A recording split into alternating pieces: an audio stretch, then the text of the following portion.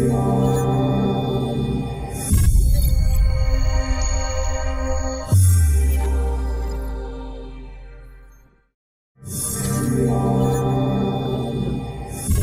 look at the Rolex GMT Master 2, reference 16710.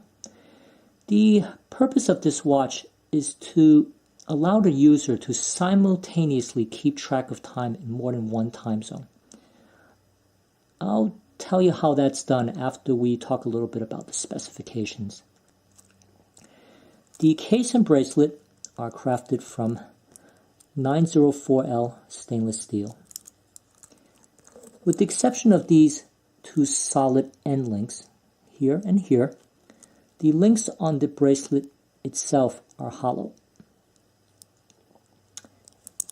There's a fold-over clasp with an additional safety clasp to keep the watch more secure on the wrist.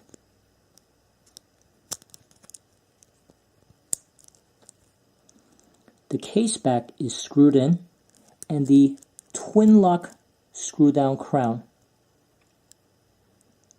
gives the watch a water resistance rating of 100 meters, about 330 feet. The crystal is flat sapphire and has a Cyclops date magnifier at the 3 o'clock position. The hands and indices are white gold and filled with superluminova. The bezel is 120 click and bidirectional.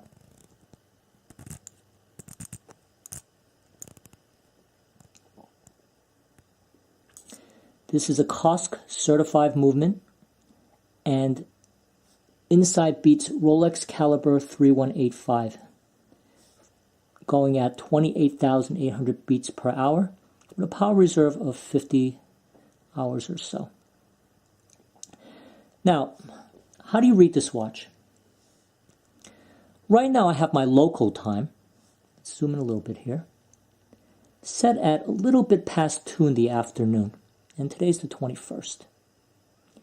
Now my 24-hour hand, which is this hand here, is currently on GMT time, which is at 1800 hours or about 6 in the evening. Now, the reason why it's called a 24-hour hand is that it takes 24 hours for this hand to make one revolution around the dial. So henceforth, we'll call this the 24-hour hand, and this hand will be the 12-hour hand. This particular GMT keeps about +2 to +3 seconds a day, so it's doing pretty good. The bezel insert is aluminum, and as you can see, there are two different colors. This is commonly referred to as a a Pepsi bezel. And the blue part of the bezel denotes evening, and the red part of the bezel denotes daytime. Now, how do you set the time? Well, as you probably guessed, everything is done through the crown. If you unscrew the crown, the first click, I don't know if you heard that or not, you can wind the watch like so. Now you gently move it to the second click. Bear with me. Okay, I don't know if you heard that or not. It's very subtle. And now you can set the local time.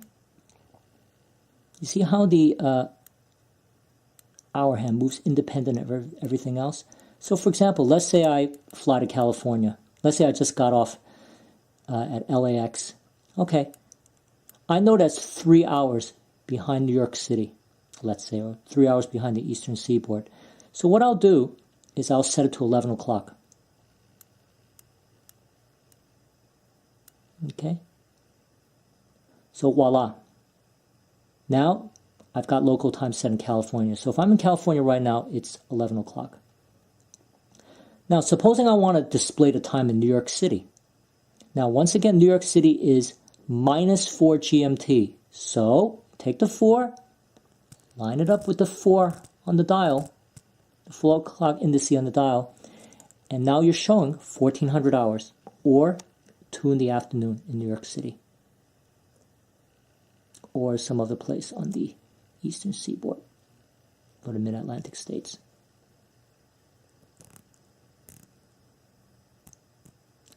So let's set the, let me show you how to set the date. The way you set the date, you have to keep rotating this until you get the appropriate date. Okay, watch that date window. Right now it's displaying the 21st. Now, boom, 22nd. Now I can also go backwards as well. So if I want to go back to the 21st, okay. Now finally, if I pull the crown all the way out, I can hack the watch. Now it's stopped, so I can hack the watch. I can also now set my 24-hour hand. And once again, I can set it to whatever time I want, whatever time zone I want. As I mentioned, I prefer to keep it on GMT time.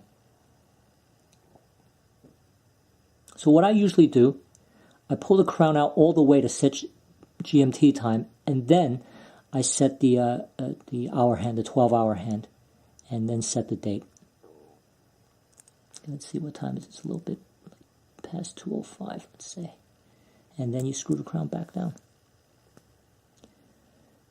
Anyway, I hope that wasn't too confusing.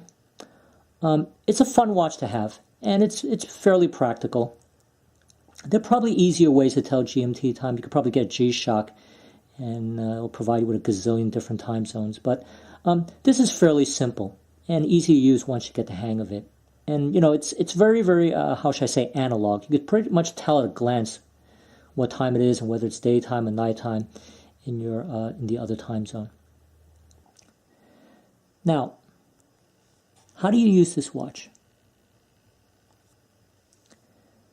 Now, as I mentioned before, I have this particular hand set on GMT time. Now, theoretically, you can set it to whatever time you want.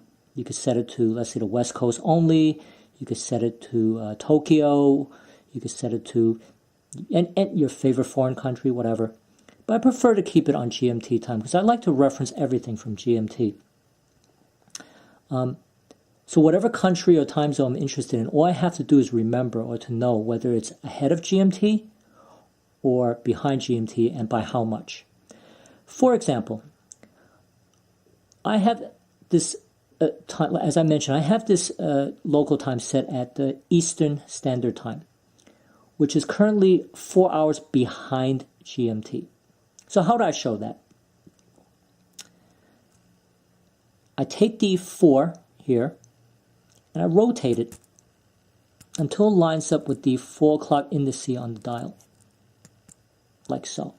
4 o'clock, 4 o'clock. So right now the 24-hour hand is displaying 1400 hours, which is correct. That's 2 in the afternoon.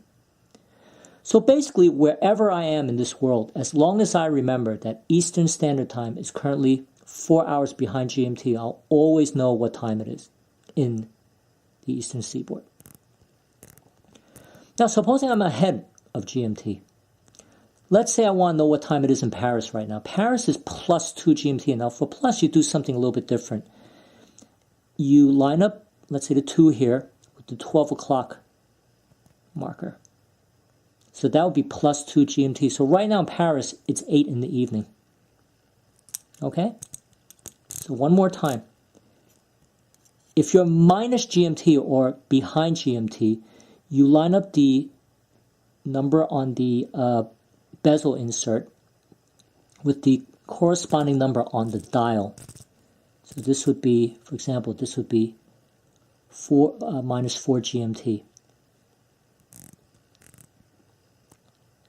Plus 4 GMT, for example, would be like this. Okay, so for plus, you line up the number with the 12 o'clock marker, and that would be plus.